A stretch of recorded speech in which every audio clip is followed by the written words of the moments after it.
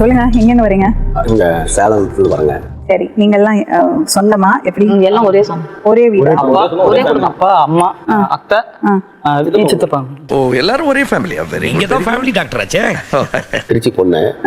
சரி, ஒரு பொண்ணு விரும்பிட்டான்னு சொல்லிட்டு கூட்டிட்டு நம்ம வீட்டுக்கு வந்துட்டான். கூப்பிட்டு வரவும் சரி சிம்பிளா ஒண்ணு பண்ணி வச்சுட்டாங்க. அவங்களையும் வர சொல்லி நம்ம வீட்டாண்டே திருமணம் பண்ணி நல்லா சந்தோஷமா இருந்தாங்க. இந்த கேரக்டர் செம்ம இன்ட்ரெஸ்டிங்கா இருக்கு, எனக்கு ரொம்ப பிடிச்சிருக்கு. அப்புறம் ஒரு பையன் குழந்தை பிறந்துச்சுங்க. வந்து பார்க்க வந்தவங்க அவங்க பொண்ணு தெரியாத, எங்களுக்கு தெரியாத குழந்தைய எடுத்துக்கிட்டு சீலைக்குள்ள மறைச்சி அவங்க கட்டி பஸ் ஸ்டாண்டுக்கு போக. உங்க மருமகளும் போயிட்டாளா? மருமகளும் போறாங்க. மருமகள் இடுப்புல தான் கட்டிட்டு போகுது.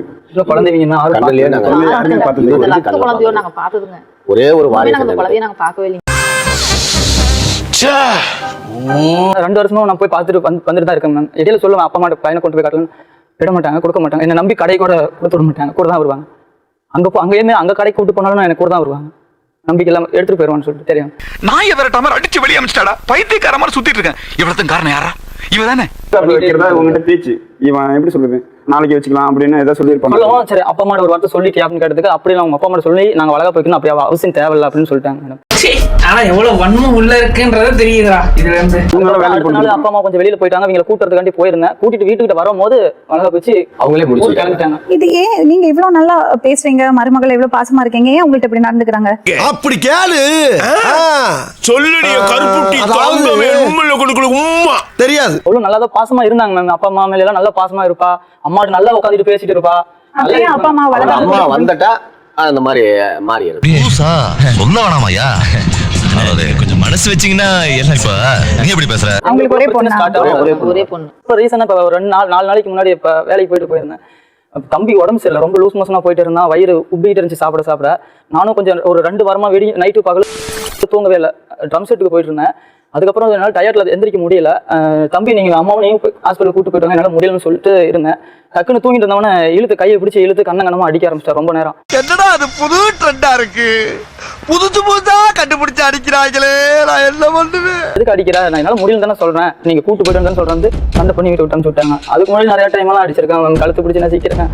எல்லா அடியெல்லாம் அடி வாங்காத நாளே இல்லை. அவங்க போயிட்டு சும்மா நானும் பாத்துக்கிட்டு இருக்கேன், நோச்சுன்னு அடிச்சுக்கிட்டே இருக்க. என்ன படிச்சிருக்கீங்க? ஏன் அவ்வளவு அவசரம்? அப்படி மனசு மாற வச்சாங்க. மாற வச்சாங்களா? யார் மாற வச்சாங்க? வீட்டுக்காரர்.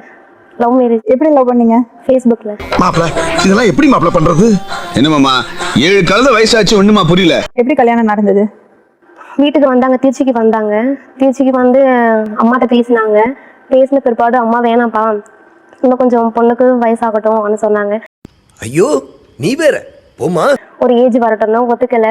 சப்போஸ் இப்போ உங்க பொண்ணு அனுப்பிச்சு விடலன்னா நான் ஏதாவது பஸ்ல போகும்போது ஏதாவது பண்ணிப்பேன் சொல்லிட்டு பிளாக்மெயில் பண்ணாங்க. பண்ணவும் அம்மா பேச்சும் கேட்காம நான் அவங்க கூட. அவரோட அம்மா எல்லாம் உங்கள்கிட்ட பாசமா இருப்பாளா? ஏன்? ஏன்னா அவங்க சொந்த பொண்ணு அவங்க கட்டிக்கல. அவங்க அப்பா கிறிஸ்டின்ல பெங்களூர்ல பொண்ணு பார்த்துருந்தாங்களாம், அதை கட்டிக்கல. இவங்க அம்மா இவங்க அண்ணன் பொண்ணு கட்டி வைக்கணும்னு இருந்தாங்க. அவங்க அப்பாவோட தங்கச்சி பொண்ணு கட்டி வைக்கணும். இது எல்லாம் சேர்த்து நடுவில் நான் போந்துட்டேன். குறுக்கு இந்த கௌசிக் வந்தா தம்பி பிறக்கிறப்ப அம்மா வரல. டிஸ்சார்ஜ் ஆகி போன பிற்பாடு அந்த ஒரு வாரத்திலேயே புளிச்சக்கீரை செஞ்சு கொடுத்தாங்க. எனக்கும் தம்பி கொடுக்கல, எனக்கு கொடுத்தாங்க. நான் பால் கொடுக்கவும் அவனுக்கு மோஷன் போகும்போதெல்லாம் புளிச்சக்கீரையும் அதோட போனா. இந்த சட்டைய நீயே வச்சுக்க, பஞ்சாயத்து நாரி போச்சுடா. அங்க என்ன பிரச்சனை? யாரு பிரச்சனை கொடுத்தாங்க?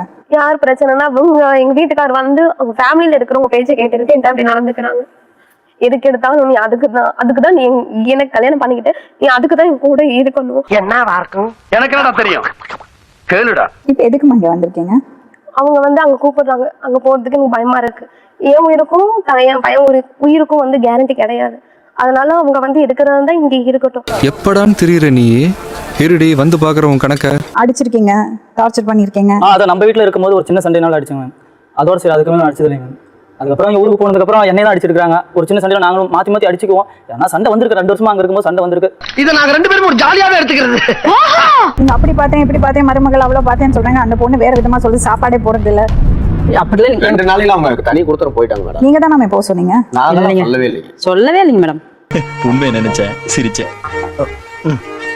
இவங்க சாப்பாடு போடுறதே பெரிய விஷயம், இதுல பணம் வேற கொடுக்கணுமான்னு சொல்லவும் தான் இவங்க அந்த கோவத்துல அம்மாவை ஜாமான் எடுத்துட்டு வர சொல்லணும்னு சொல்லுவோம். அம்மா லோன் 70,000 வாங்கி ஜாமான் எடுத்துட்டு வந்து தனியா இருந்தா நான் பிடிச்சதை செஞ்சு சாப்பிடுவேன்ல, எனக்கு பிடிச்சது வீட்டுல செஞ்சு சாப்பிட்டுருப்பேன். சாப்பிடுறது கிடையாது. சரி, அவ விருப்பத்துக்கு கேட்கறான்னு சொல்லிட்டு தான் சாப்பாடுலாம் நான் யாரு விருப்பத்துக்கு கேட்கறா? அவ கேட்கவே இல்லையா? வைஃப்க்கு விருப்பப்பட்டு தான் தனியா சாப்பாடு செய்யறேன். உங்க அப்பா மேல கோவத்தை வச்சுக்கிட்டு அம்மா உங்க பையன் தான் போய் சொல்றான். அதான் உனக்கெல்லாம் வெக்கமே இல்லையாடா? சோறு தானே திங்கிற.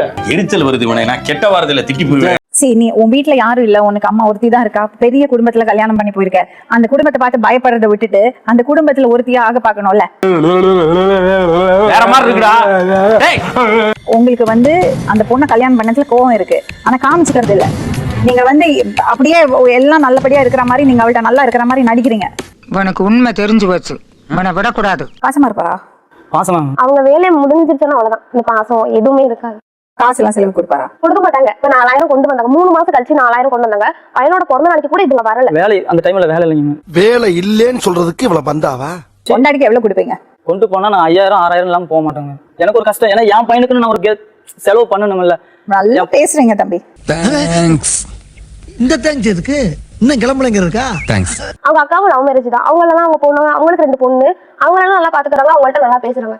என்ன பார்த்தா மட்டும் ஒதுக்குறது. இவங்களே சொல்லுவாங்க, நேரம் விரனாக போட்டு பட்டி வைக்கிறேன், வண்டி கொடுக்குறேன்னு சொன்னாங்க. நேரம் அந்த பொண்ணை கல்யாணம் பண்ணும்போது பிச்சை எடுக்கிறதுக்கு பிச்சைக்காரங்க தான் கை நீட்டி கொடுங்க அம்மா பிச்சை போடுங்க சொல்லுவாங்க. நக்கல்யா அவனுக்கு. சரி, நீங்க பிரசவத்துக்கு நீங்க போல, யாரு பார்த்தாங்க? அவங்க பார்த்தது நான் பிரசவம் பார்த்தவங்க குழந்தைய பார்க்க மாட்டாங்களா? ஒரு வாரம் கழிச்சு தானே வந்தீங்க, இவங்க தானே பார்த்தாங்க. இவங்க பார்த்தாங்க. நடு ரோட்ல விடலையே தனியா. என்ன பயமுறுத்துறியா? பயமா இருக்குல்ல? உங்களுக்கு ஒரே புள்ள வச்சிருக்கீங்க, உங்களுக்கு ரொம்ப அட்டாச்மெண்ட் அவ மேல. அது பேர புள்ள பிறந்ததும் ரொம்ப பொசசிவ் ஆயிட்டீங்க. அதுதான் விஷயம். நீங்க இப்படி எல்லாம் பண்ணி அந்த பொண்ணு வாழ்க்கை கெடுத்துறாதீங்க. ஏதாச்சும் பண்ணனா நான் பாட்டு ஓரமா அப்பாவி பிச்சைக்கார மாதிரி உட்கார்ந்துருக்கான் பாருங்க மேடம்ன்ற மாதிரி உட்கார்ந்துருக்கேன். இந்த பையன் நல்ல பையனா கெட்ட பையனா? எனக்கு தெரிஞ்ச வரைக்கும் நல்லா தான் இருந்தான். இப்பதான் வேலைக்கு போறது இல்லையா? சரியா? இப்ப முதல்ல வேலைக்கு போயிட்டு, இப்ப கூட போன வாரம் வேலைக்கு போயிட்டு வந்து காசு கொண்டு கொடுத்தா, காசு கொண்டாட்டிக்கிட்ட கொடுத்தாங்கல்ல. டங்க் ஸ்லிப் ஆயிட்டு சார். ஸ்லிப். அவங்க என்ன தப்பு பண்ணாங்கன்னா, இந்த பிள்ளைய கொடுமை பண்ணாங்க. என்ன கொடுமை பண்ணாங்க? என்ன பண்ணாங்கன்னா, வவுத்துக்கு சரியா கொடுக்க மாட்டாங்க. இதுதான் பிரச்சனை. அதனாலதான் சரி ஆசைப்பட்டனால தான் தனியா சாப்பாடு செய்யறேன். எதுவும் கண்டுக்க மாட்டாரு. உண்மை வார்த்தை சொல்றேன், இவர் கண்டுக்க மாட்டாரு. சொன்னாலே எங்க அம்மா அப்படி எல்லாம் செய்யாது வைக்காது. சும்மா தேவையில்லாம பிச்சு கூடாது. சுத்தி இருக்கிறவங்களாம் அப்ப என்ன வெறி? என்னை அடிச்சு எல்லாம் வெட்டிக்கிட்டு இருப்பான், நான் கை கட்டிட்டு வாய் பத்திக்கிட்டு அப்படி உட்காருமா? என்னன்னா, அவ தனி பிள்ளைய வளர்ந்துருக்கா. உங்க வீட்டுல இத்தனை பேர் குடும்பமா இருக்கீங்க. வெளியே நீங்க இல்லாம வெளியே யாராவது அந்த பொண்ணைய தப்பா பேசுறது, கெட்ட வார்த்தை பேசுறது, அவங்க அம்மாவை கெட்ட வார்த்தை பேசுறது, இதெல்லாம் தவிர்க்கணுங்க. வாய்ப்பு இல்ல ராஜா. நல்லா இருக்கணுமா வேண்டாமா? நல்லா இருக்கணும்னா கல்யாணம் பண்ணியாச்சுன்னா ஒரு டிஸ்டன்ஸ் மெயின்டைன் பண்ணும். நமக்கு அடிச்சுக்கும் நம்ம பிள்ளை, நம்ம குடுக்கற மாதிரி குடுக்குறாங்களா, நம்ம பாத்துக்கிற மாதிரி பாத்துக்கிறாங்களான்னு அது பண்ணிட்டே இருந்தீங்கன்னா அவ வாழ்க்கை பாதிச்சிடும். யார்கிட்ட சார் சொல்றீங்க? உங்ககிட்ட தான் போயிட்டோம். என்கிட்டயா? போயிட்டோம். நான் எதுக்கு போயிட்டு வரணும்? போயிட்டோம். நீங்க உங்க பிள்ளைக்கு சொல்லி கொடுத்துருக்கணும், மாமியார் மாமனார் வேணும் போமா, நீ போய் பிள்ளைய காட்டிட்டு வான்னு. அவ உங்க வீட்டுக்கு வரணும்னா நீங்க அந்த நம்பிக்கையை கொடுத்துருக்கணும். நீங்க பிள்ளை பிடிங்க வச்சீங்கன்னா எப்படி வருவா? 2 சைடு ஈக்குவல் மிஸ்டேக். ஆக மொத்தம் 2 குத்துனே. 3ஆவது குத்துனா குத்தவா? குத்துனே. உன் கையை தரோமா குத்துனே. பாருமா, குடும்ப வாழ்க்கை நல்லா இருக்கணும்னா விட்டு கொடுக்கணும். விட்டு கொடுத்து மன்னிச்சு மறந்து இருந்தாதான் குடும்ப வாழ்க்கை நல்லா இருக்கும். 19 வயசு ஆச்சு. எல்லாரும் வேண்டாமா? அத்தை மாமா சித்தப்பா தாத்தா பாட்டி எல்லாரும் வேண்டாமா? நீ வளர்ந்த மாதிரி புள்ள வளர்ந்தமா? ஒரு குழந்தைய வளர்க்கறதுக்கு ஒரு கிராமமே வேணும் சொல்லுவாங்க. சொன்னது பக்கத்து டேபிள்ல சாப்பிட்டவங்க சொன்னாங்க. அம்மா சண்டை போட்டா மன்னிச்சிடுவீங்க, மாமியார் சண்டை போட்டா மாமியார் இது வரைக்கும் உங்களை அத்தனை மாமான்னு கூப்பிட்டு கிடையாது, அப்பா அம்மன் தான் கூப்பிட்டு. Very good. கேட்டு பாருங்க, என்னன்னு கூப்பிடுவேன். கூப்பிட்டா மட்டும் பத்தாது, அப்பா அம்மாவா நடத்திக்கணும். நான் ஒத்துக்கிறேன். ஐ அம் சரண்டர். மாமியார் குடும்பம் மாமனார் குடும்பம் நாத்தனார் குடும்பம் எல்லாம் இருக்க கூடாது. உங்க புள்ள மாதிரி அவளை பாத்துக்கணும். மேம், எனக்கு 3 பொண்ணுங்களா, அவங்க வேற இடத்துக்கு போயிடுறாங்க. எனக்குன்னு யாரு பொண்ணு? இதுதான் பொண்ணு. இதெல்லாம் பேசுங்க. ஆமாங்க, நான் பாக்குறேன். பாடுபடுத்துங்க. இதுக்கு அதுக்கு என்ன சம்பந்தம்? அந்த ரூட்லயே வரீங்க. அவங்க 2 பேர்ட்டும் ஏதாவது தப்பு பண்ணிருந்தா மன்னிச்சுக்கோங்கம்மா அப்பா சொல்லுறியா? குறைஞ்சு போக மாட்டேன். உன்னோட அப்பா அம்மா மாதிரி தானே, சொல்றியா? சொல்லுப்பா. எது தப்பு பண்ணிருந்தாலும் மன்னிச்சுக்கோங்க. அப்பாட்ட எந்த தப்பு பண்ணிருந்தாலும் மன்னிச்சுக்கோங்க.